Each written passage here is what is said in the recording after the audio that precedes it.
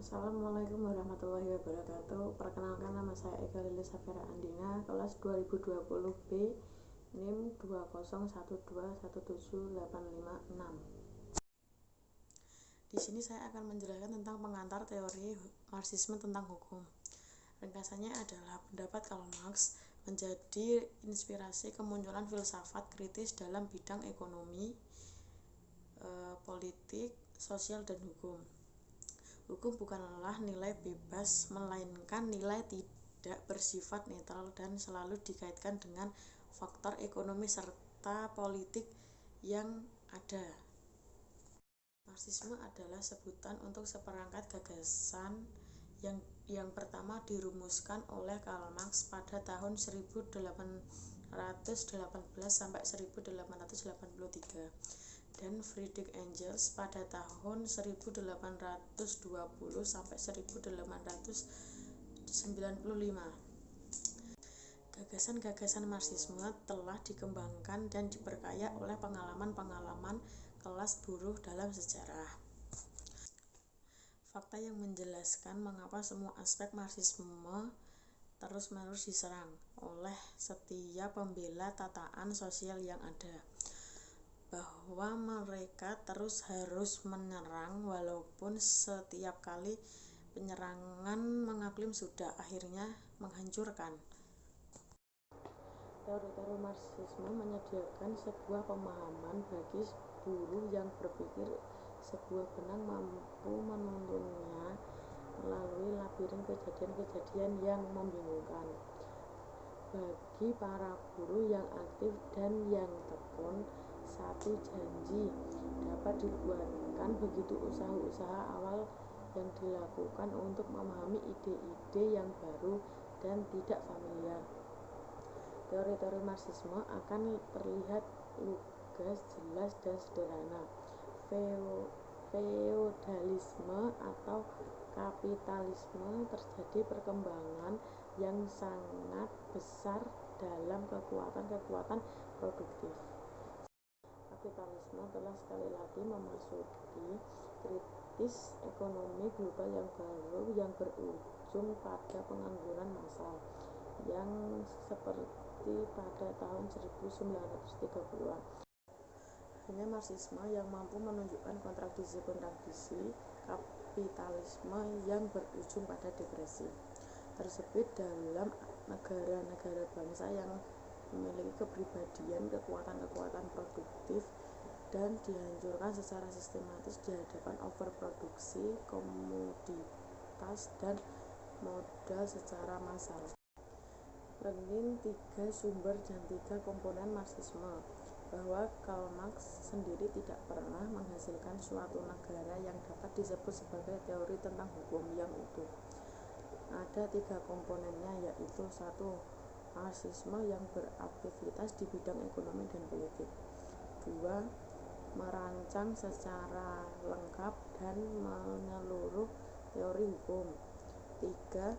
Hukum dilihat sebagai sesuatu yang bebas nilai atau tidak terlihat sama sekali dengan faktor sosial dan kepentingan publik. Positifisme hukum menghendaki dilepasnya unsur nilai-nilai moral, etika, sosial, dan politik dari sistem hukum tersebut.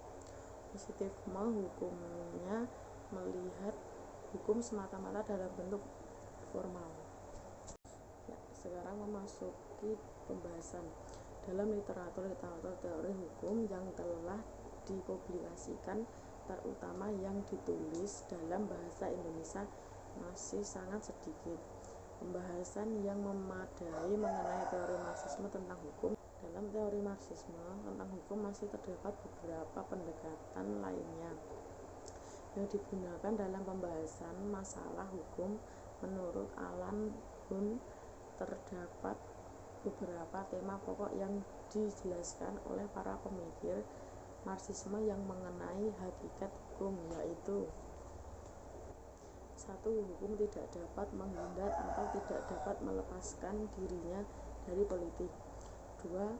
Hukum dan negara memiliki hubungan yang dekat yang mampu memperlihatkan suatu sifat yang relatif otonom. 3. Hukum memberikan pengaruh dan mencerminkan atau mengekspresikan kuatnya hubungan ekonomi yang ada.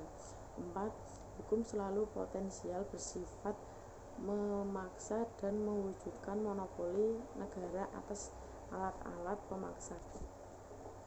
5. Isi dan produser yang terkandung dalam hukum baik langsung maupun tidak langsung. 6. Hukum itu bersifat ideologi. Tema pokok di atas kemudian mengalami perkembangan lebih lanjut, sehingga varian-varian baru dalam teori Marxisme tentang hukum ini, konsep basis superstruktur, deskripsi masyarakat yang ada di dunia ini terbagi menjadi 2 bagian, yaitu struktur dasar dan struktur atas.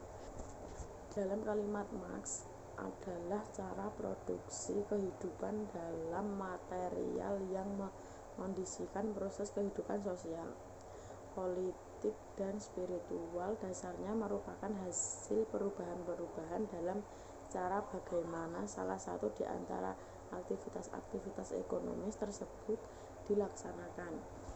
Produksi komoditas berkembang melalui perdagangan dan hukum. Tumbuh kembangnya sebagaimana perdagangan mengalami peningkatan. Ketika puncak masyarakat komunis tercapai, maka hukum itu akan ikut melenyap. Seiring melenyap negara, Marxisme sepertinya tidak pernah usai. Meskipun Partai Komunis Indonesia sudah dihancurkan, pemicu yang lebih tajam daripada kaum liberal. Mereka jauh lebih memahami bahwa banyak anak-anak muda yang tertarik dengan gagasan Marxisme.